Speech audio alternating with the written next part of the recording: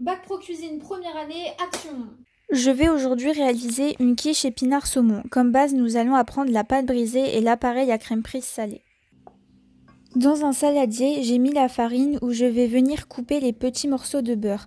Avec le bout de mes doigts, je vais sabler le tout. Le final me fait penser à du parmesan. Je mélange mon jaune d'œuf et l'eau pour mettre le mélange dans mon puits. Avec ma main, je vais mélanger en la laissant bien au milieu. Vous verrez, ça fera la différence. Même si vous pensez qu'il manque de l'eau, continuez, il en manque sûrement moins que ce que vous pensez ou alors il en manque pas du tout. En dehors du saladier, coupez-la en deux.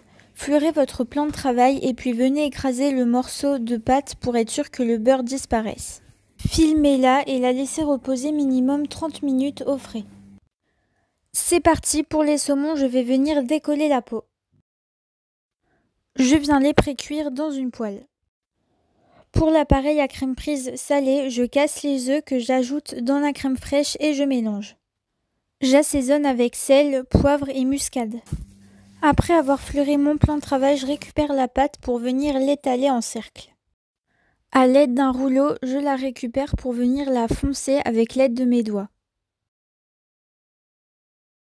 Grâce au rouleau, j'enlève l'excédent de pâte et comme vous pouvez le voir, la mienne est un petit peu trop épaisse.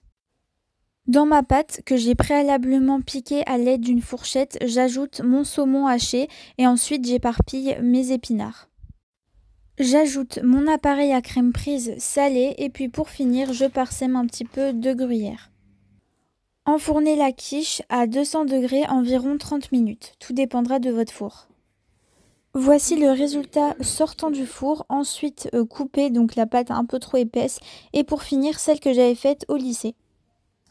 Je ne suis plus en tenue de cuisine, mais la vidéo est terminée. J'espère qu'elle vous aura plu. Moi, la recette m'a plu, la vidéo, je sais pas, mais la recette était très bonne. Et je vous la mets sur mon compte Instagram en écrit. Vous allez pouvoir la retrouver sur le compte qui s'affiche ici.